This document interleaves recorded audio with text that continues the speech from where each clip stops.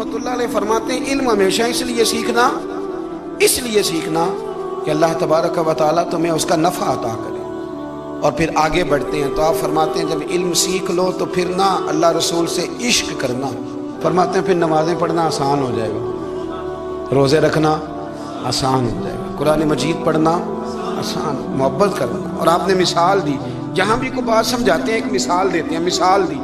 फरमाने लगे हज़रत अब्दुल्लाह इब्न मुबारक रहमतुल्लाह ताला अलैह, आप फरमाते हैं मैं शुरू में एक औरत पे आशिक हो गया था, समझाने के लिए बात करते हैं, आशिक हो गया था एक औरत पे, तो मैंने शाह की नमाज उसके मोहल्ले में जाके पढ़ी। चूँकि मेरा मजहबी घराने से ताल्लुक़ था, नमाज में पढ़ता था, तो इमाम साहब जो थे ना, ये दाता साहब ने लिखा है कश्फुल माजून, इमाम साहब ने ना आयात ज़रा लंबी पढ़ी, तो मेरे दिल में ख्याल आया कि मौलाना आप तो फारिग हैं, तो हमें तो और भी काम है। तो कहते हैं नमाज से फारिग होकर मैं उसके घर के चक्कर लगाता था, सारी रात घूमता रहता था। वो चंद लम्हों के लिए छत पे आती थी, दो एक बात करती थी, चली जाती थी। हद ये है कि मुझे कभी उस पर गुस्सा भी नहीं आया, और उसका इंतज़ार करके कभी मैं थका भी। ये दाता साहब लिख रहे हैं। हज़रत अब्दुल्लाह इब्न मुबारक फरमाते हैं एक रात में गया, इसी तरह मैंने नमाज पढ़ी, फिर मैं उसके घर गया। मैं सारी रात, सर्दियों की ठंडी रात, 11-12 घंटे उसके घर का तवाफ करता रहा, माज़अल्लाह चक्कर लगाता रहा।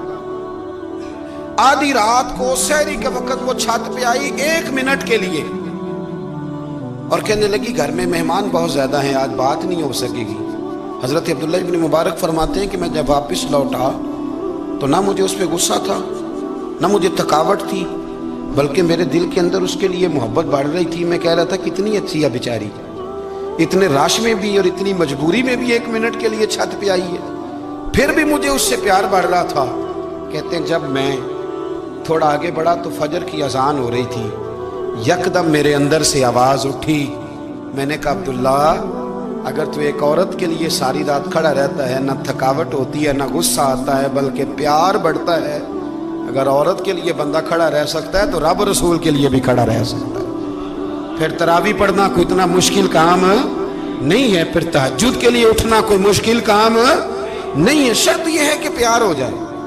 एक औरत के लिए अगर ये सारा कुछ हो सकता है तो अल्लाह रसूल के लिए भी हो सकते हैं। फरमाते मैंने तौबा कर ली, और फिर मेरा हाल ये है कि वो तौबा की, और फिर 60 साल गुजर गए, सारी रात मुसल्ले पे खड़ा रहता हूँ, मुझे कभी थकावट नहीं हुई, फिर कभी थकावट नहीं हुई। तो दाता साहब कहते हैं पहले इल्म सीख, फिर उसके बाद अल्लाह रसूल से प्यार कर, और प्यार वाली नमाज पढ़, मुशक्कत वाली ना पढ़, यानी बोझ वाली ना पढ़ के अब मेरी जान छूट जाए तो मैं भाग के जाऊं, तुम इधर बैठो तो मैं दौड़ के नमाज पढ़ के आया, ये वाली नमाज ना पढ़। फिर तू आया तो फिर ज़ौक़ पैदा कर, फिर तेरे अंदर शौक हो, फिर तू तवानाई वाला जज्बा रखे